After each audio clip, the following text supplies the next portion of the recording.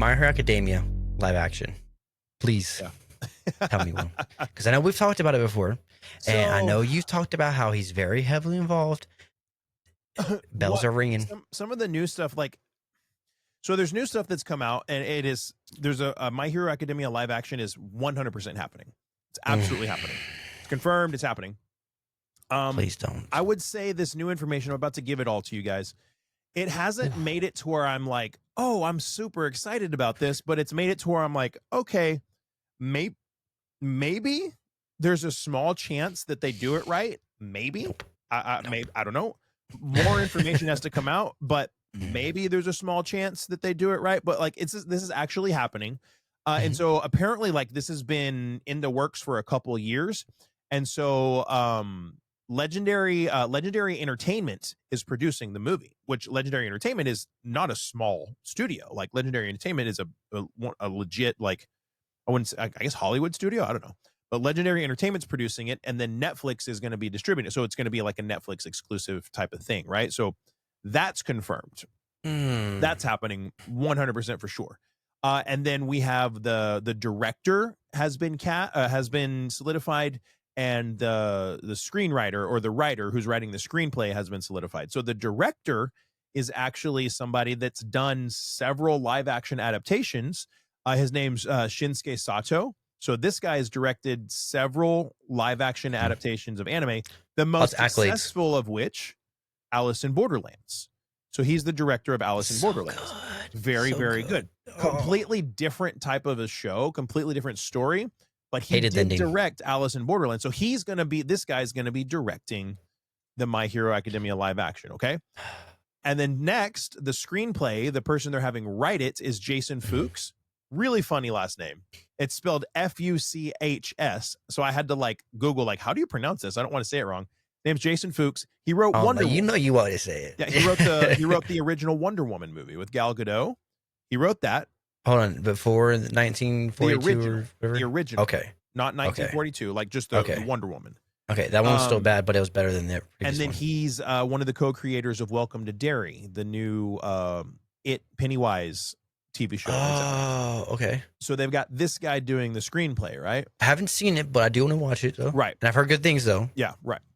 And then the last confirmed thing is that Horikoshi it has been reported that he's very, very involved in this, to the extent that he's often and repeatedly reviewing the scripts and giving feedback on the scripts. So like the scripts being written, and he's going over it and like giving his input, I'm assuming, to keep it close to, or as close to, the story as possible. That's the biggest part of it all, in my opinion, is that he's intimately involved, because I think that's one of three things that made the One Piece live action successful, was Oda being very intimately involved with the script and the casting, right? That also being they had a massive budget, and then like it's One Piece. So those are the things that are confirmed. Before we get into the speculation, I'll let you, say what you think about the confirmed things.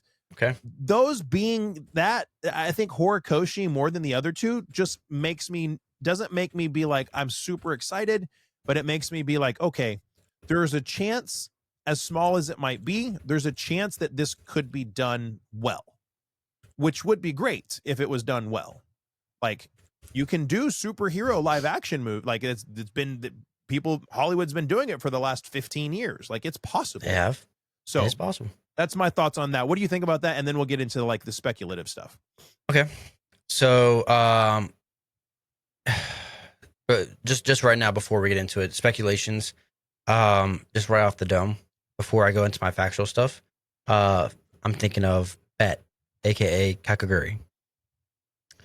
That one right there, didn't hear anything about it, never watched it, so I can't really say too much about him. But I thought they did okay with the characters, from what I saw, and people didn't like the changes. I thought they did pretty decent. But I'm looking right now, and looking at One Piece right now, Oda was heavily involved. Yeah. Correct? Yeah. Alice in Borderland, the manga creator, was involved. He had supervision and, was it consultation? Okay. Right? The final season, though. Okay. Yu Yu Hakusho, another Netflix one that came out. Will's favorite probably out of all the ones I've listed. Not the live action. The live action was terrible. No. It's his favorite live action. He loved it. Creator involvement. Don't let him fool you guys. Not rage baiting here. Creator involvement. There wasn't like direct contact, but there's very minimal. So I can kind of tell. Leans that way. Yeah. Rurouni Kenshin, the creator of that one for the live action film, there was involvement for. Now, Cowboy Bebop, Death Note, Full Metal Alchemist, and all that, these ones right here, they did not have involvement. So I'm seeing a trend, right? Mm. The live action adaptations that are better or the more successful ones all had the creators somewhat involved. And then I would even go further to say, as the trend is, the ones where the creator was intimately involved are the better of the bunch. Right. Now, like I said, with Alice in Borderlands, seasons 1, 2, and 3, even people didn't really care for season 3. I still enjoyed it. Or was it only 3 seasons? It's 2 seasons? I think it was just 3 seasons. I've just watched the first for 1 season. So season 2, it kind of does a little bit, but I really didn't. I still enjoyed it. But if I'm being honest, it probably should have just left there. That was good. Going into season 3, I was optimistic, or the final season, whatever it was, and then it ended terrible. Absolutely terrible. For me, I don't really pride myself of it, but I really do take great measure into what animes I want to support or what manga creators I want to support. I said, hence the shelf.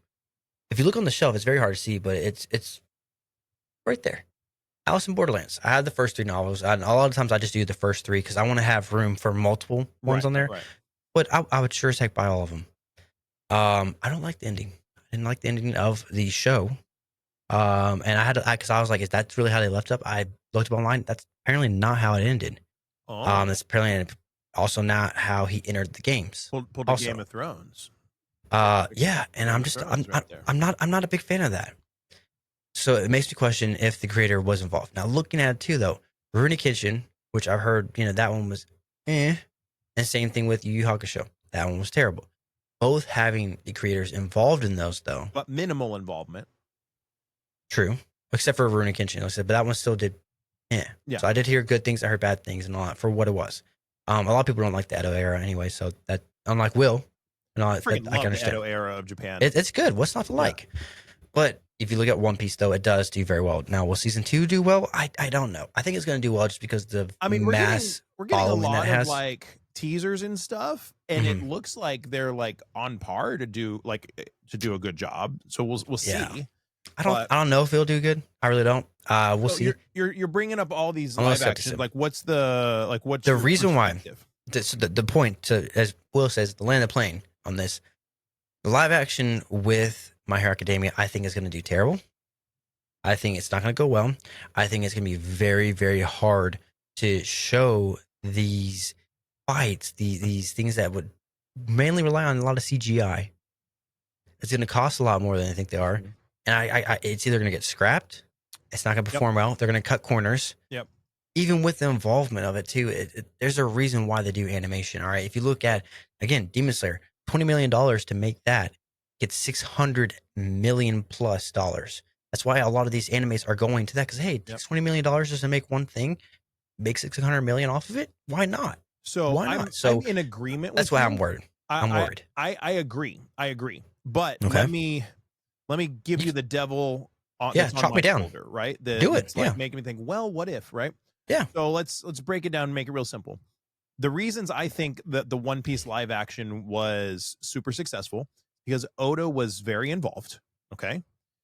Because they had a really good budget to actually be able to pull off some of these more fantastical elements of the One Piece universe, right? Right. And because One Piece is incredibly popular. Okay. So I think it's just due to the popularity, if I'm being honest. I didn't think it lived up to the hype. No, I think as a but that's where we can be different. That's where we can be different. As a standalone story, it did well. People who never watched the anime watched it and were like, "This is legit. I want to go watch the anime." So, like if I'm putting in perspective, for an example for you, like how people say the Solo Leveling and Frieren, like Solo Leveling Glaze, that's why I believe what happened to the Glaze was on One Piece live action. But at the same time, I'm maybe good minded to understand that like it still did well and it's still a good series. Yeah. I just think it was overhyped. I think there's Glaze. So bearing those three factors in mind, right? My Hero Academia is insanely popular right now. Yes. Okay. So check. The mangaka is reportedly very intimately involved. Check. Yeah, needed. The last thing that's needed for it to have the recipe, just because you have the recipe doesn't mean the cake's going to come out delicious, right?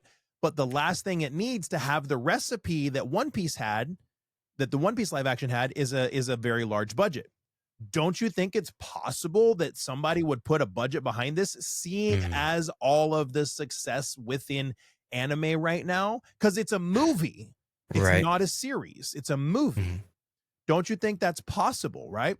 I think it's possible. I think it's possible. I think it's actually worse. I think it costs more to make a movie than it does a TV show, if I'm wrong. But at the same time, the budget for One Piece, I think the budget for the One Piece TV first 8 episodes was like $180 million.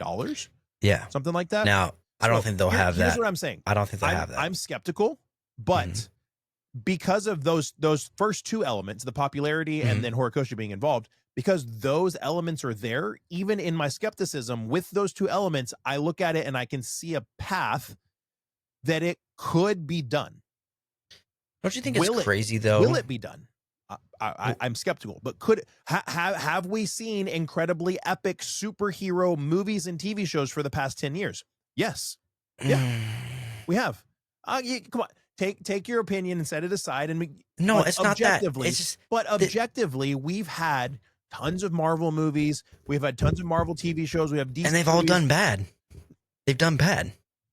Not okay. And when I say all, I don't mean like through the past, like, decades of that we've had them. I'm talking about as of recent. Recently, yeah. They've done terrible TV shows, terrible superhero TV shows, doing bad. All right, you want to go off of that, doing bad. When it comes to movies, doing bad. When it comes to animation, superhero ones, doing bad. Not including My Hero. Okay, I think there's a lot. The ones that come off the dome, TV shows, The Boys, very good. It's very bad now. Generation V is movies, really, really good. Anything Marvel's putting out, anything.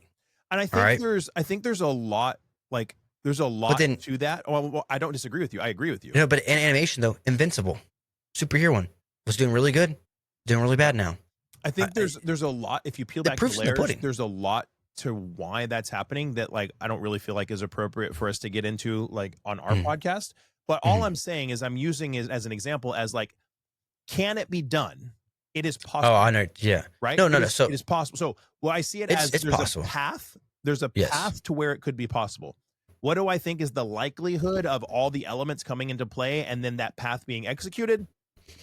It's like here I'm signing my will. I would bet that it's not going to be done well, like still. But if that's what's changed, like the perspective that's changed in me is I've gone from, oh, there's absolutely no way this can happen to, okay, I see a path that it could happen. I still don't think it's going to happen, but there is a road to where this could be done well. And the fanboy inside of me is like, I don't think it's going to happen, but if it does, how cool would that be?